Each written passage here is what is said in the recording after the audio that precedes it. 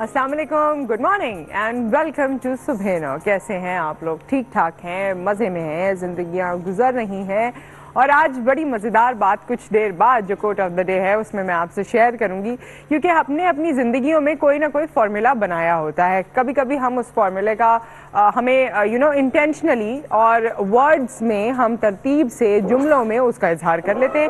अच्छी बात है, या कोट ऑफ द डे है, या जो मैंने आपसे कहा था ज़िंदगी गुजारने का एक फार्मूला है। मेरे पास इस वक्त बड़ा ही ज़बरदस्त फार्मूला है और ये कुछ इस तरह से है: The secret to staying young is to live honestly, eat slowly and lie about your age. अच्छा, एंड वाला जो इसका फ्रेज है वो बड़ा फनी किस्म का है। आपने अगर जवान रहना है, इसका सीक्रेट क्या है? क्या बात है जो आपको जवान रखती है? एक तो आपने जिंदगी ऑनेस्टी से गुजारनी है, ईमानदारी से गुजारनी है। जब आपने खाना खाना है तो आपने आहिस्ता आहिस्ता स्लो खाना है, तेज तेज नहीं खाना है, क्योंकि इसके पीछे मेरे जहन में एक और बात अब मुझे समझ आ चुकी है इतने एक्सपर्ट से बात कर करके कि 15 मिनट बाद तो आपकी जाके जहन को आइडिया होता है कि जी पेट भर गया है। वो सिग्नल 15 मिनट बाद मिलता है। तो 15 मिनट में जो आप जल्दी हबर दबड़ में खा लेते हैं, जो वो बिल्कुल एडवाइजेबल नहीं है। तो आहिस्ता आहिस्ता खाइए, चबा के खाइए, हजम भी जल्दी होगा, आपका निज़ाम हजम भी अच्छा रहेगा और उससे बड़ा फर्क पड़ता है आपकी ग्लो में, आपकी स्किन में। आप देख लीजिएगा, जब भी मैदे का प्रॉब्लम होता है ना, चेहरे पे दाने भी निकलते हैं, चेहरा आपका अच्छा नहीं होता। लेकिन अगर मैदे का प्रॉब्लम मैदे का कोई प्रॉब्लम नहीं है, कोई इशू नहीं है, तो फिर वो एक ग्लो और वो एक कॉन्फिडेंस आप में रहता है। आखिरी जो फ्रेज है ना वो बड़ा मजेदार है कि lie about your age factor. वैसे आप मुझे इस बारे में जरूर बताइएगा कि आपको क्या लगता है, एज जो दिखती है वही होती है या जो एक्चुअल एज है इंसान को वैसा ही बिहेव करना चाहिए? आपको क्या लगता है? अगर कोई ज्यादा यंग लगता है तो उसे उसी को कैरी करना चाहिए और बस वही है आपकी जिंदगी में, आप एज उसी को कंसिडर करते हैं कि ये शख्स जवान लग रहा है और ये तो बड़ा फुर्तीला है, तो बस यही इसकी एज है। या फिर आप समझते हैं कि नहीं, हम तो उस एज पे बिलीव करते हैं जो ऑन पेपर्स होती है और उसी के तहत हम हर इंसान को देखते हैं। तो ये आप मुझे बताइएगा। मगर इसमें है कि लाई अबाउट योर एज। आपको जो शीशे में देखकर लगता हो कि ओहो आज तो मैं 20 का लग रहा हूँ, 20 से ऊपर के भी लग सकते हैं, तो मैंने वैसे ही कह दिया कि आज मैं 30 का लग रहा हूँ, मैं 35 का, तो आपको अपने दिल को ये झूठ बोल के उसे भी जवान रख सकते हैं। और अगर लोगों से बोलेंगे तो शायद तकवीत मिल जाए। अब तक मैंने ऐसा किया नहीं है। वैसे भी एज का सवाल अब लोग कम ही करते हैं, मगर अगर कभी झूठ बोला तो फिर देखूंगी एज के हवाले से, फिर देखूंगी कि कितना इत्मीनान होता है या नहीं होता है, देख के फिर आपको बताऊंगी। आप भी मुझे बताइएगा कि क्या वाकई आपने कभी झूठ बोला अपनी एज के बारे में लोगों से? पहले हुआ करता था, लोग बहुत ज्यादा पूछते थे, अब इतना ज्यादा एज के बारे में नहीं पूछते। खैर, एक और डे ओवरऑल आज मनाया जा रहा है, which is international civil aviation day. इस दिन की अहमियत इस तरीके से है, सिविल एविएशन की अवेयरनेस लोगों तक पहुंचाना, इनकी जो जिम्मेदारियां हैं उसके बारे में गुफ्तगू करना, जो रेजोल्यूशंस इसके तहत होते हैं या जो लोगों की जिंदगियों पर असर अंदाज करते हैं, या सिविल एविएशन के अंदर जो भी कुछ उनके आप कह लीजिए कि जो उनकी फिजिबिलिटी स्टडीज बनती हैं या और दीगर चीजें होती हैं, उसके हवाले से ये दिन मनाया जाता है, उसकी अवेयरनेस भी फैलाई जाती है। और आज के जो ये पिक्चर्स आप देख लीजिए, उसके बाद मैं बताऊंगी कि इस वक्त के हमारे मेहमान बहुत से स्टूडेंट्स के स्ट्रिक्ट टीचर भी हो सकते हैं। मुझे बज़ाहिर तो स्ट्रिक्ट नहीं लगते, मगर कुछ स्टूडेंट कहते हैं स्ट्रिक्ट भी हैं, लेकिन अपनी स्टूडेंट लाइफ में वो कैसे स्टूडेंट थे ये हम आज उनसे जानेंगे और भी उनकी ज़िंदगी का तजर्बा आज हम यहाँ आपके साथ शेयर करेंगे। हम वेलकम कहते हैं, हमारे साथ मौजूद हैं प्रोफेसर डॉक्टर अब्दुल वहाब। अस्सलाम वालेकुम सर, आ जाइए। और आप इनको जानते हैं एक्स डायरेक्टर IBA की हैसियत से, x vice chancellor university of Karachi की हैसियत से, और इस वक्त ये हैं प्रेसिडेंट मोहम्मद अली जिन्ना यूनिवर्सिटी। अस्सलाम वालेकुम। आई प्लीज बैठिए। कैसे हैं आप? जी अल्लाह ताला की मेहरबानी से बिल्कुल ठीक है। ठीक ठाक है सर? जी बिल्कुल। और जैसे मैंने कहा, बहुत से स्टूडेंट्स को देखकर लगा होगा कि ओह हमारे टीचर यहाँ मौजूद हैं और सर यहाँ मौजूद हैं, लेकिन आज आगाज करेंगे आपकी स्टूडेंट लाइफ से, उसके बाद आएंगे आपकी अचीवमेंट्स पे, जिसके बारे में लोग बहुत जानते भी हैं, उसे सराहते भी हैं। लेकिन स्टूडेंट आप कैसे थे, और खास तौर पे उसमें आपने जिक्र करना है अपने IBA के डेज का। जी देखिए, मेरा जिंदगी में शुरू से ये एहसास रहा कि अगर आपको कुछ बनना है तो उसके लिए अपने में कुछ अच्छी चीज़ें पैदा करना पड़ेंगी, क्योंकि दुनिया जो है ना बड़ी जालिम है और कोई रहम आप पर नहीं खाएगा जी कि आपके हालात अच्छे नहीं थे, आपके वालिद का इंतकाल हो गया था या आपका स्कूल अच्छा नहीं था। जी जी तो ये कोई नहीं सुनेगा और वो आपको नीचे तक पहुंचा देंगे बिल्कुल। तो इस एहसास की वजह से मैं हमेशा इस बात की कोशिश करता रहा कि मुझे पहली चीज़ तो ये कि जो स्कूल के मज़ामीन थे उसमें बहुत अच्छा होना चाहिए। तो वैसे मेरी तालीम जो है ना वो मदरसों से शुरू हुई थी। अच्छा जी, तो फ़ारसी, अरबी वगैरह बहुत अच्छी तरह हमने पढ़ी। अच्छा उसके माशाल्लाह। बाद जब पाकिस्तान आ गए तो यहाँ पर इसमें मसला हमारा ये था कि हमें ना तो हिसाब आता था और ना अंग्रेज़ी आती थी। सही। अच्छा तो आपको शायद ताज्जुब होगा कि मैंने ABCD से शुरू की। अच्छा और घर पे मेरे भाई जो थे उन्होंने मुझे पढ़ाया और RAT रेट और CAT कैट वगैरह हम अच्छा जी बिल्कुल घर से पढ़ा। घर में पढ़ा। फिर हमें और दाखिला उसमें क्या एज थी आपकी तकरीबन जब भाई से पढ़ते थे? एज के बारे में मैं आपको दिलचस्प चीज़ बताऊंगा जी कि एज जो है ना 3 किस्म की होती हैं। जी तो एक तो होती है इंटेलिजेंस एज। हाँ तो उसके लिहाज से जब मुझसे लोग पूछते हैं मेरी एज का तो मैं बताता हूँ कि लोग ये कहते हैं कि तुम 100 साल के हो, यानी जहानत के लिहाज से। हाँ दूसरी एज जो है वो सेहत की होती है जी एनर्जी की, स्टेमिना की। तो उसके लिहाज से डॉक्टर के सर्टिफिकेट के मुताबिक और बहुत बड़े डॉक्टर यानी जो अमेरिका के वीज़ा के लिए मैंने अप्लाई किया था। अच्छा। तो उसने जब मेरा ब्लड प्रेशर वगैरह चेक किया जी तो उसने कहा कि बड़े ताज्जुब है मुझे। मैंने कहा क्या ताज्जुब है? कहने लगे कि आपकी जो ब्लड प्रेशर है वो 25 से 30 साल की उम्र का है। ओहो। तो मैंने कहा कि अगर सेहत के लिहाज से आप देखें स्टेमिना के तो मैं 25-30 साल का हूँ और अभी भी मैं अल्लाह की मेहरबानी से 12 घंटे काम करता हूँ। 12 घंटे काम करते हैं। मैं उस वक्त का पूछ रही हूँ ना जब आपने ABCD सीखी नहीं, थी। तीसरा भी एक एज का। तो एक मीटिंग के अंदर मैं तकरीर कर रहा था तो सवाल एक साहब ने किया कि नहीं वो एज बताइए। तो मैंने कहा कि देखिए वो एज में इसलिए नहीं बता सकता कि जहाँ मैं पैदा हुआ था वहाँ पर रिकॉर्ड नहीं रखा जाता था। हाँ, तो मैं अगर आपको बताऊंगा तो गलत बयानी होगी जी और मुसलमान होने की हैसियत से मुनासिब नहीं है। वैसे आपको सही 100 साल का एज का कहते हैं वो इंटेलिजेंस के तौर पे ना। आपने जो इसमें जवाब निकाला है उस पे कोई दूसरा सवाल नहीं करेगा आपसे। तो वो फिर बस ये था एज का। अच्छा। तो मेरी वैसे पैदाई 1939 की है। अच्छा। और 1951 में मैंने यहाँ पर 8वीं क्लास में दाखिला लिया। अच्छा सही सही। तो पहला जब तो मैंने वहाँ मदरसों में हिसाब वगैरह नहीं पढ़ाया जाता था जी, ना अंग्रेजी पढ़ाई जाती। तो वो मेरे लिए बड़ा मसला था। बाहर मैंने उसे ओवरकम किया जी। और उसके बाद मैंने एक टारगेट बनाया कि मैं स्कूल में क्लास में जितने भी मेरे लड़के हैं ना उन सबसे ज़्यादा नंबर लूँगा हर मजमून में। तो पहले सेमाई इम्तिहान होते थे, शशमाई। तो होते होते होते मैं अल्लाह की मेहरबानी 1 साल में मैंने ये सिवाय ड्राइंग के अच्छा सब मजमून मेरे वो थे। हाँ। उसके बाद मैंने टारगेट किया कि पूरे स्कूल में मैं सबसे ज़्यादा नंबर लूँगा। हाँ। तो उसमें भी मैं कामयाब हो गया। अच्छा। फिर मैट्रिक में मैंने टारगेट बनाया था कि मैं पोजीशन लूँगा, अच्छा। हाईएस्ट नंबर लूँगा। हाँ। तो उसमें मैं कुछ नंबरों से रह गया और शायद नाइंसाफ़ी मेरे साथ हुई थी। अच्छा। फारसी मुझे बहुत आती थी और उसमें मुझे कम नंबर दिए उन्होंने। अच्छा। बहरहाल तो लेकिन ये कि मेरे बहुत टारगेट आप बना के चले जी बिल्कुल जी। और उसके बाद मैं वक्त का इस्तेमाल बहुत अच्छी तरह करता था। मिसाल के तौर पर जब मैं स्कूल जाता था और पैदल जाते थे उस ज़माने में तो अंग्रेज़ी के 10 अल्फाज में लिख लिया करता था, वो याद करता जाता था। उसके बाद जब वापस आते थे तो पहले ही कैलकुलेटर वगैरह थे नहीं, पहाड़े होते थे तो मैं पहाड़े याद करता आता था। और उसका भी नया तरीका मैंने ईजाद किया था। हाँ। वो ये था कि जैसे 5 का पहाड़ा है ना, 5 शिकन उर्दू में होता था उस ज़माने में, 5 शिकन 5। तो मैं पहले जल्दी जल्दी कहता था 5 शिकन 5 दाई 50। फिर मैं उल्टा पढ़ता था।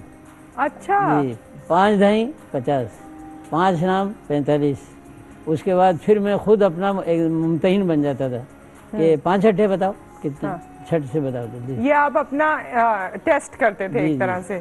सुबह में नमाज के बाद वॉक करने जाता था, तो मैं साइंस के जैसे ऑक्सीजन की क्या खुसूसियात हैं ये अपने आप से दोहराता हुआ जाता था कि ऑक्सीजन जो है वो जलाने में मदद देती, ये जलाने में मदद देती है, हाइड्रोजन खुद जल जाती है, इस तरह की चीज़ें। जब वापस आता था तो हिस्ट्री भी एक मजमून होता था, तो उसमें था कि अकबर ने ये इस्लाहात की थी, शेर शाह सूरी ने ये किया था, अपने आप आपसे बातें करता आता था। आपने वैसे प्रैक्टिकली पढ़ा है? जी। जैसे स्टूडेंट्स कतराते हैं या कुछ देर देख के, टाइम देख के पढ़ते हैं कि अच्छा 1 घंटा हो गया, चलो अब मैं अपना दूसरा काम करूँ, मैं नेट पे बैठ जाऊँ, गेम खेल लूँ, ये कर लूँ, वो कर लूँ। आपने अपने हर जिंदगी के मामूल में अपनी पढ़ाई को हिस्सा बनाए रखा। मैं हमेशा एक और भी मैं अर्ज करूँगा जो हमारे नौजवानों के लिए बहुत ज़रूरी है, और मैं बार बार उनसे कहता हूँ कि जो भी काम आपको मिले तो उसमें आप 2 रवैये होते हैं। एक तो ये है कि एक मुसीबत क्या मिल गई जी कि साहब ये हिसाब करके लाओ, ये होमवर्क करके लाओ, और एक अजाब हो गया, मैं पहाड़े याद करो, अंग्रेजी याद करो, तो ये एक एटीट्यूड। दूसरा क्या होता है कि ये एक मुझे जो काम दिया है ना, एक मौका है, मैं दिखाऊंगा कि मैं क्या हूँ। तो मेरा हमेशा ये एटीट्यूड रहा कि मैं ये दिखाऊंगा कि मैं क्या हूँ। जहाँ भी मुझे कोई असाइनमेंट मिला, पाकिस्तान के अंदर, अमेरिका में, IBA में, जहाँ भी, तो मैंने हमेशा, और वो यादगार रहा। यानी मसलन मैंने इलेक्शन में खड़ा हुआ IBA में, तो आमतौर पर लोग जाते हैं कि भैया हमारा कार्ड है या हमारा ख्याल रखना, मैं एक से भी नहीं मिला, बिल्कुल किसी से नहीं। अच्छा। तो मैंने कहा तकरीर के ज़रिए जीतूँगा। तो तकरीर में मैंने ये किया कि 2 शाखें मैंने किसी दरख्त से तोड़ी, एक सूखी हुई, मुरझाई हुई, अच्छा, और बग़ैर पत्तों की, और एक में शाख में मैंने हरी भरी, और उसमें फूल मैंने धागे से उधर बहुत सारे बांध दिए। अच्छा। तो बस तकरीर मैंने इस तरह शुरू की। मैंने कहा देखिए अभी आपने बहुत से लोगों की तकरीरें सुनी हैं, तो लेकिन इलेक्शन से पहले जो है वो तो ये होता है, तो मैंने वो शाख दिखा दी, हरा भरा फूल, हरा भरा और वादे। वादे। ठीक है, यानी जुबानी भी कह सकते थे, लेकिन जो उसका असर हुआ ना वो एक दूसरी चीज़ होती है। और लेकिन जब इलेक्शन जीत जाते हैं लोग तो ये हो जाता है, ये हो जाता सूखा होता है, उसके बाद भूल ही जाते हैं। तो खूब ही तालियां बजी। अच्छा। तो मैं कोई 4 वोटों से रह गया। अच्छा। बगैर किसी कोशिश के। तो मेरी हमेशा कोशिश ये रही कि किसी तरह मैं ऐसे काम करूं कि हर काम जो है ना उसमें पूरा दिमाग लगा दें आप। जैसे ही आपको कोई काम मिले आप सोचना शुरू कर दें कि इसे किस तरीके से ऐसा बनाना है। तो अभी हमारे पुराने मिलते हैं क्लास फेलो, तो वो याद करते हैं कि यार तू वही है ना जहाँ तूने दिखाया था, बड़ा अच्छा था, याद है हमें। तो ये हमारे नौजवानों में ख्वाहिश होनी चाहिए और जज्बा पैदा होना चाहिए कि जो भी काम मिले ना उसे दिल लगा के।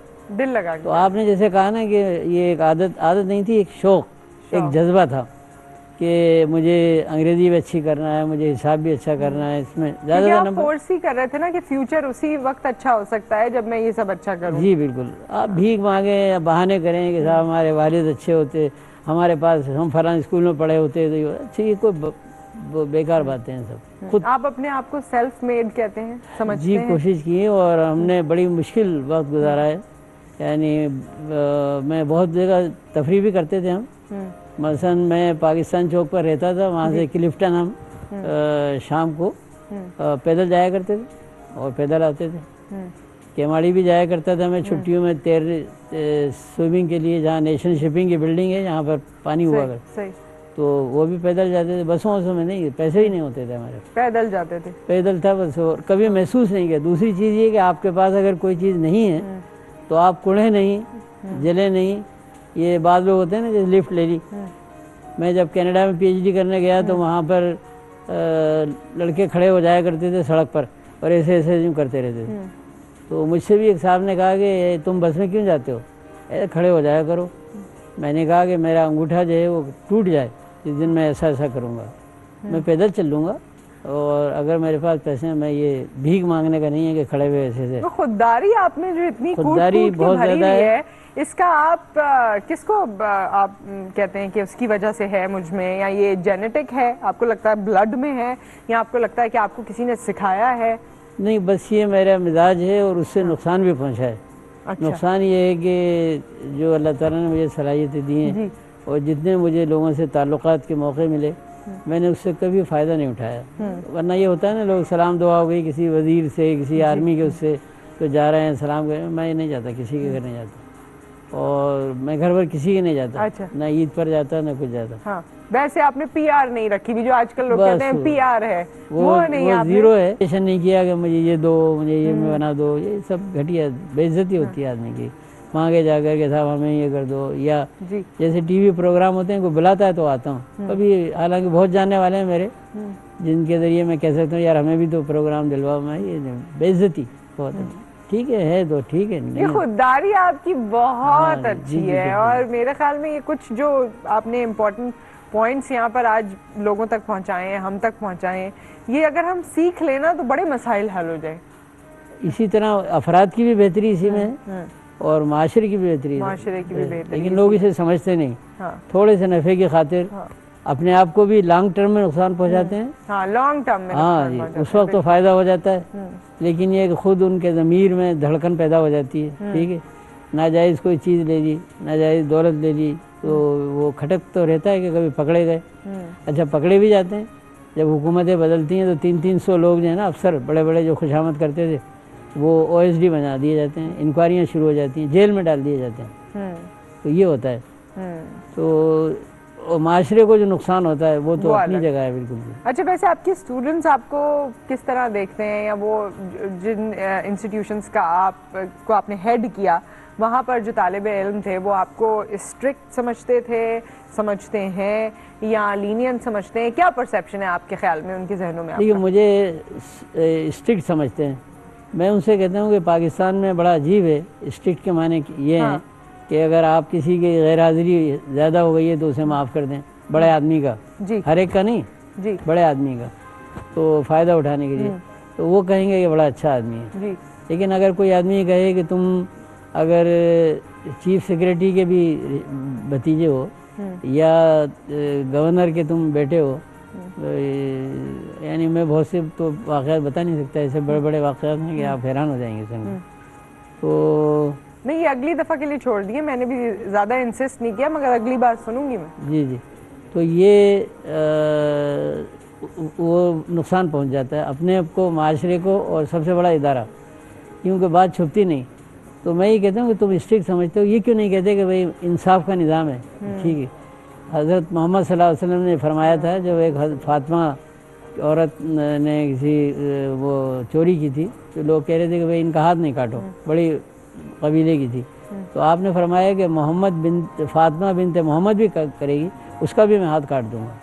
ये चीज़ है। अब ये इससे लोग यहाँ स्ट्रिक्ट कहते हैं पाकिस्तान के अंदर, तो मैं तो समझता हूँ कि I am a fair person, मैं किसी, लेकिन मेरे में अकड़ नहीं है वो, जो जिसकी वजह से तालिब इल्म मुझे बहुत अच्छा समझते हैं। मैं उनसे मिलता हूँ, हंसता हूँ, लतीफ़े भी हम एक्सचेंज कर लेते हैं, लेकिन हंसे और फंसे नहीं हैं। यहाँ क्या एक ही जगह थे जी, वो एक ही जगह थे। तो वो अगर आप बेफिक्र तकल्लुफ़ हो जाए ना किसी से, वो समझता है अब मैं अगर 4 नंबर कम है तो सर सर ज़रा बढ़ा दें, टेलीफोन आ जाएगा जी। तो ये नहीं है बिल्कुल, ठीक है। तो आप बस इधर तक डिस्टेंस है, ये सबको मालूम है। यहाँ भी जहाँ मैं इस वक्त हूँ, ये काम कभी भी नहीं होगा, किसी भी नहीं होगा, यानी ना ताकत के बल पर होगा ना कुछ होगा। बाद दफ़ा धमकियाँ भी यूनिवर्सिटी में, जैसे एक आध दफ़ा किसी ने कफन भेज दिया जी। अच्छा जी। तो मैं कहीं तकरीर कर रहा था, वाइफ आया और रोने लगी कि वो घर आ जाओ फ़ौरन। मैं गया तो उन्होंने कहा कि इसे देखो क्या है, तो उसमें कफन था, अगरबत्ती थी, केवड़ा था, अच्छा सारी चीज़ें थी, और एक ख़त था कि वाइस चांसलर से इस्तीफ़ा दे दो, क्योंकि मैंने ज़मीनें 400 एकड़ ज़मीनें मैंने निकलवाई हैं कब्ज़े से। अच्छा। तो लोग खिलाफ थे, तो इस्तीफ़ा दे दो वरना तुम्हें कत्ल कर देंगे और तुम्हारे बेटे को भी मारेंगे। तो वाइफ से मैंने कहा ये बड़ा दिलचस्प है, तो मैंने कहा कि देखो ये तो अल्लाह ताला ने एक नेमत भेजी है, कभी रात बेरात को मर जाता है कोई तो फिर ढूंढते फिरते हैं, तो हम तो यहाँ पर ये घर पे आ गए, ऐसे रह लेते हैं। तो उन्होंने कहा तुम ये चाह रहे हो कि हर वक्त मौत का कफन यहाँ रखा रहे, मैं नहीं चाहते करूँ। मैंने कहा तो इसकी पलंग की चादरें बना लो, अच्छा कपड़ा अच्छा है। तो उन्हें अच्छा कफन पे हम सोएं। हाँ। और उसके बाद मैंने कहा तो मेरे कपड़े बना दो घर पहनने के। बखुदा बिल्कुल एक एक लफ्ज़ मैंने इसी तरह कहा। तो मैंने कहा मेरे कपड़े हो गए, नहीं नहीं मैं ऐसा नहीं करती, इसको जला दो। तो उन्होंने फिर चौकीदार से कहा इसको जला दो। अच्छा। मैंने कहा देखो कहने की इस्तीफा दे दो। हाँ। भाई शाम से इस्तीफा दे दो। मैंने कहा एक बात सुन लो, देखो मैं अगर 100 बार भी ज़िंदगी मिलेगी तो यही करूँगा मैं। और अगर तुम्हें यहाँ डर लग रहा है तो कुछ दिनों के लिए अपने वालिद के घर चले जाओ, वहाँ पर महफूज रहो। मैं खैर नहीं गई। उन्होंने कहा नहीं ऐसा में कैसे हो सकता है कि आपको ख़तरे में। सही, बहुत अच्छी डिस्कशन आज से रही सर, पता ही नहीं चला टाइम कैसे ख़त्म हुआ और बहुत बहुत अच्छा लगा आपसे मिलकर, आपसे सीखने का भी बहुत मौका मिला। Wish you all the luck in your life. और हमें आप जैसे लोगों से मिलकर, आपको जानकर वाकई ये फील होता है कि आप हमारे एसेट हैं और हमें आपकी ज़रूरत है, आप जैसे और लोगों की ज़रूरत है। तो जिन तक आप अपनी तालीम पहुंचा रहे हैं, उम्मीद है उनमें से भी ऐसे लोग ज़रूर निकलेंगे। Thank you so much. बारह लोग ये महसूस ये कहते हैं कि ऐसे आदमी की हमें ज़रूरत नहीं है। नहीं, हमें बहुत ज़रूरत है। और ये सिर्फ प्रोग्राम के लिए मैं नहीं कह रही हूँ, हम सबको बहुत ज़रूरत है। और अगर हमारे इंस्टीट्यूशंस में ऐसे लोग हों, हमारे इदारों को जो सरपरस्त हैं वो ऐसे हों, ऐसी सोच रखने वाले हों, तो क्या नहीं हो सकता। और स्टूडेंट्स को भी ये बात ज़रूर सीखनी चाहिए। बहुत बहुत शुक्रिया आपका एक बार फिर। इस वक्त हमारे साथ जो मेहमान हजरात मौजूद हैं उनमें सबसे पहले मैं वेलकम करूंगी, क्योंकि all the way from London वो यहाँ पर आए हैं इस कॉन्फ्रेंस के लिए। पोएट हैं यशब तमन्ना साहब। अस्सलाम वालेकुम। अस्सलाम वालेकुम। कैसे हैं आप? बहुत शुक्रिया। बहुत अच्छे। यशब नाम बहुत अच्छा है, इसका मतलब क्या है? ये दरअसल एक पत्थर का नाम है, संजय यशब। अरबी में इसको यशब और यश्म भी कहते हैं। अच्छा। लेकिन एक अंगूरी रंग का, हल्के अंगूरी रंग का एक पत्थर है। और कमयाब है और ज्यादातर फारिस में पाया जाता है।